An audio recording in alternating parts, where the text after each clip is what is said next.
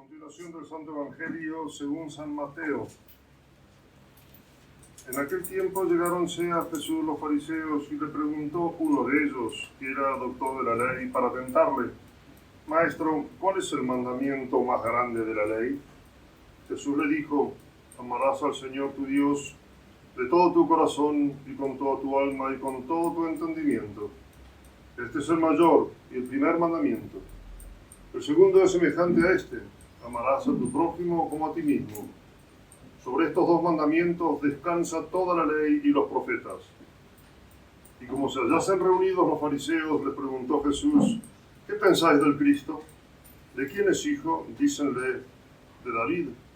Replicóles: pues, ¿cómo David en espíritu le llama Señor, diciendo: dijo el Señor a mi Señor, siéntate a mi diestra, hasta que ponga a tus enemigos por peana de tus pies? Pues si David le llama Señor, ¿cómo puede ser hijo suyo?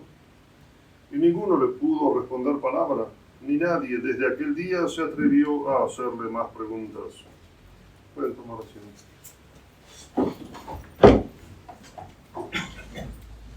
La epístola está tomada de la carta del apóstol San Pablo a los Efesios. Hermanos, ruego-os yo, encadenado en el Señor, que viváis cual conviene a la vocación a que habéis sido llamados, con toda humildad, mansedumbre y paciencia. Soportaos unos a otros en caridad, esforzaos en guardar la unidad del Espíritu, con el vínculo de la paz. Solo hay un cuerpo y un espíritu, porque también fuisteis llamados por vuestra vocación a una sola esperanza. Uno solo es el Señor, una la fe, uno el bautismo, uno el Dios y Padre de todos, que está sobre todos, obra en todo y está en todos. Sea Él bendito en los siglos de los siglos. Amén. En nombre del Padre, del Hijo y del Espíritu Santo. Amén. Veníamos hablando sobre este tema del amor a Dios y del amor al prójimo. Hace poco tuvimos, no sé si en los domingos, pero fue cuando alguien le pregunta a nuestro Señor qué es lo que debía hacer para ganar el cielo, y nuestro Señor le hace decir a él este mismo mandamiento, que en uno solo, pero dividido en dos, está, como dice él, toda la ley y los profetas: el amor a Dios y el amor al prójimo. Nosotros que tenemos la gracia de conocer la sana doctrina, porque hemos aprendido el catecismo, pertenecemos a la Iglesia y conocemos todas las enseñanzas de nuestro Señor Jesucristo y de su Santa Iglesia, sabemos que no entenderíamos nuestra misma razón de vivir si no tuviéramos este hermosísimo mandamiento y esa esperanza de algún día estar en el cielo. Por eso es muy importante vivir nuestra fe, vivir de acuerdo a nuestra fe, porque es la que nos hace entender todas las razones y de esta vida que nos toca vivir, con todas sus circunstancias, que son miles y miles. Entendiendo que somos seres de eternidad, que aquí estamos en la tierra solamente para ganarnos el cielo, entonces respondemos a muchas preguntas que si no, no quedarían absolutamente sin respuesta, y muchas veces sin sentido absoluto el por qué vivir, porque vemos y entendemos que la vida es una constante cruz aquí en la tierra y no tendría ningún sentido si no es para merecer el cielo. A pesar de todo, los hombres nos aferramos a la vida como si fuera que vamos a vivir aquí eternamente. Nosotros a ese sentido natural, podríamos decir, tenemos que agregar el sentido de la fe, que nos enseña a amar a Dios por sobre todas las cosas y al prójimo como a nosotros mismos. Todos tenemos, cuando se dice quién es el prójimo, ¿se acuerdan? Hace poco tuvimos también la parábola del buen samaritano, que precisamente nuestro Señor respondió a quién es realmente el prójimo. El próximo El prójimo viene de la palabra próximo, aquellos que están más cerca nuestro, y especialmente aquellos que de alguna manera tenemos obligación o por nuestro parentesco, o por nuestra amistad, o por nuestro conocimiento. Debemos actuar en ese sentido con un gran espíritu de fe. Yo les vengo insistiendo hace mucho tiempo, padres, madres, hermanos, hijos, siempre tenemos que entender las cosas desde el punto de vista de la fe. Algún día vamos a encontrarnos todos muertos, juzgados y de acuerdo a ese juicio en el cielo o en otro lado, o en el infierno. Todos por la fe queremos estar en el cielo y debemos entonces actuar en consecuencia. Es verdad que a veces, si aplicamos explícitamente las palabras de San Pablo a Timoteo, cuando le dice que debe predicar oportuna e inoportunamente, es verdad que ese oportuna e inoportunamente tiene que estar regulado siempre por la virtud de la prudencia, porque a veces el predicar constantemente puede llegar a provocar el fin opuesto al que uno se pone al tratar de llevar a los seres queridos a la verdadera religión. Pero es verdad que existe ese consejo de parte de San Pablo.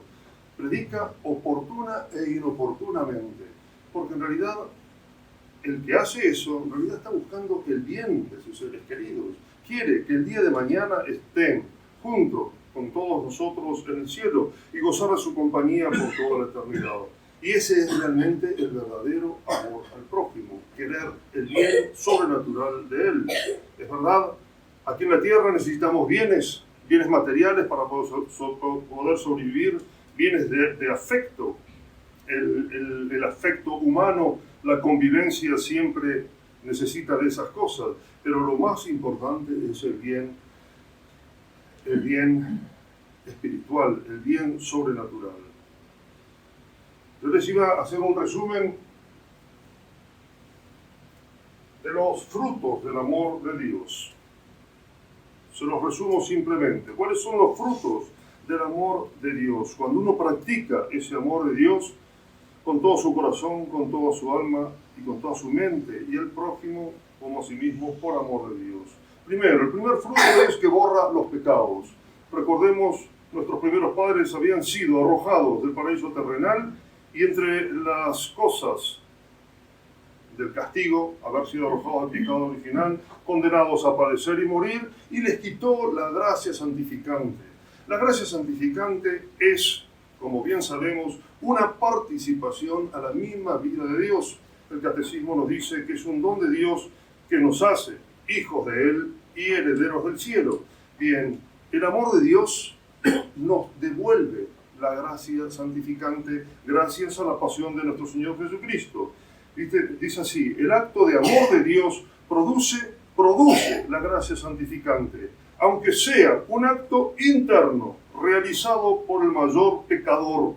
¿Por qué? Porque es un acto de amor a Dios. Y aunque el que lo hace no esté ni siquiera bautizado. ¿Por qué? Porque ya con el deseo implícito del bautismo ya consigue la gracia santificante. A su vez, el amor de Dios nos une al mismo Dios. El amor deifica, hace al hombre uno con Dios. Después de esta unión, las acciones ya tienen en sí mismo un valor divino. Por eso, ¿se acuerdan cuando desde chiquitos nos enseñaron nuestros padres a hacer la oración de la mañana y ofrecer todas las cosas a Dios en unión con Él? Entonces se deifican todas nuestras acciones y practicamos aquello que nos dice San Pablo, que es necesario orar siempre. ¿Cómo podemos rezar siempre? ¿Tengo que estar con el rosario constantemente? No. Todas mis acciones se convierten en oración. Nos hace imitarle, consecuencia lógica de la divinización de nuestras obras por la unión con Él. Nos hace vivir con Cristo. Cristo es nuestra vida.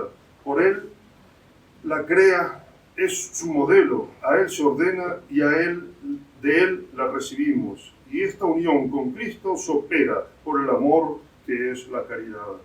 Y también, como último fruto del amor de Dios, nos hace amarnos verdaderamente a nosotros mismos y nos hace amar a nuestro prójimo. Une a los hombres entre sí. Quien ama a Dios necesariamente ama al prójimo. Al desterrar el egoísmo, quita la causa de la desunión. Una de las cosas que más cuesta a los hombres es la convivencia, es el tratar con el prójimo. Bien, en la epístola de hoy vemos como San Pablo nos habla de que hay solamente una fe, un solo Dios, una fe, un bautismo. Todos somos miembros de un mismo cuerpo, que es el cuerpo místico de Cristo, que es la Iglesia. Y todos vamos a estar juntos en el cielo por toda la eternidad.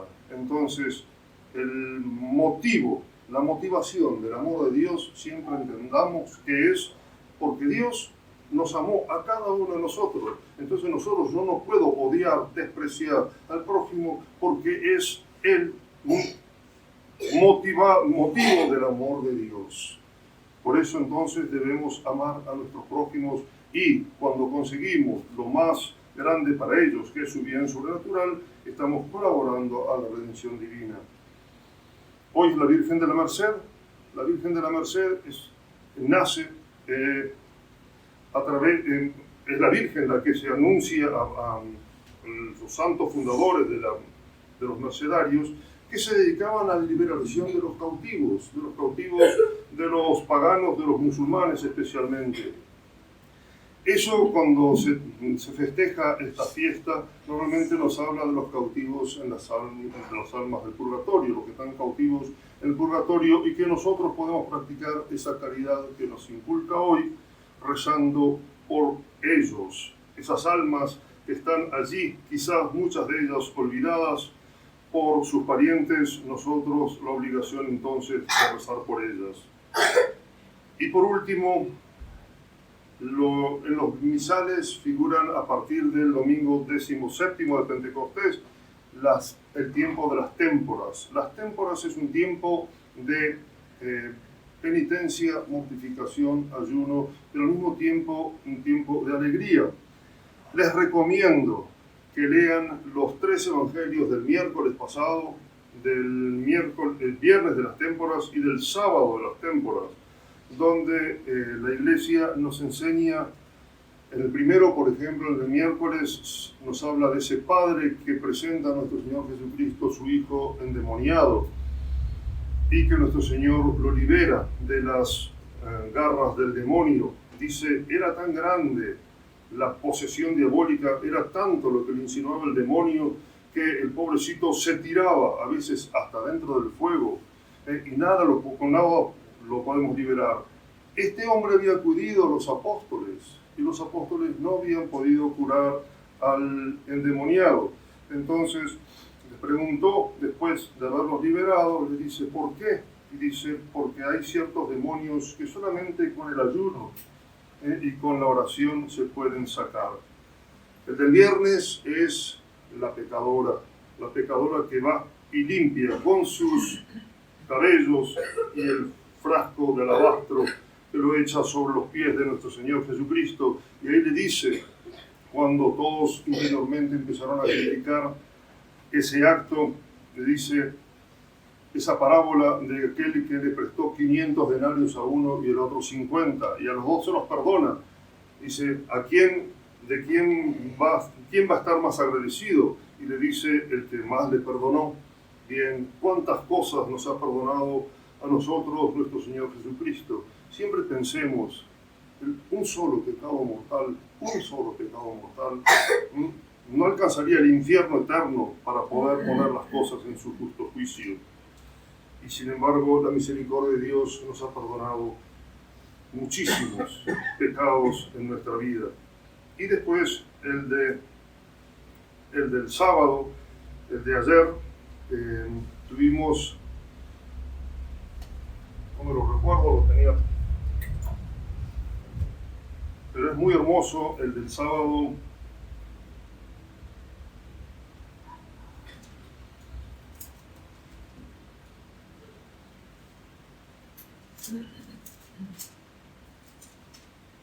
Y tiene varias lecturas, la misa de ayer, 7 lecturas. La de la higuera que nuestro Señor Jesucristo les pone como ejemplo y que después incluso pasó en la realidad. A una higuera la maldice por no dar fruto y la higuera se seca. En esta acá les pone una simple comparación.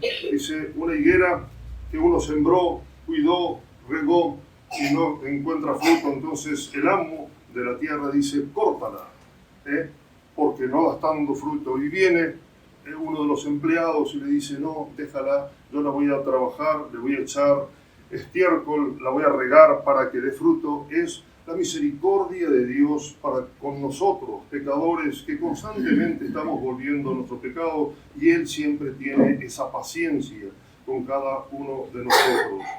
Les recomiendo, lean esos 3, por lo menos, los evangelios de las misas de témporas, que como les digo, están a partir de ahora, de este domingo 17º, después de Pentecostés, figura en los misales. Y si pueden también las lecturas que ponen el sábado especialmente, que son 5 lecturas más que se agregan a la misa. Pidamos entonces a Nuestra Señora de la Merced, que es patrona del ejército argentino, que nos inculque ese amor a nuestro prójimo, especialmente en la redención de los cautivos, aquellos que están sufriendo en el purgatorio la remisión, el lavado de sus culpas para poder entrar al cielo. Es una obra hermosísima de caridad, y que inmediatamente esas almas pasan a la presencia de Dios para rezar por sus benefactores aquí en la tierra. Ave María Purísima.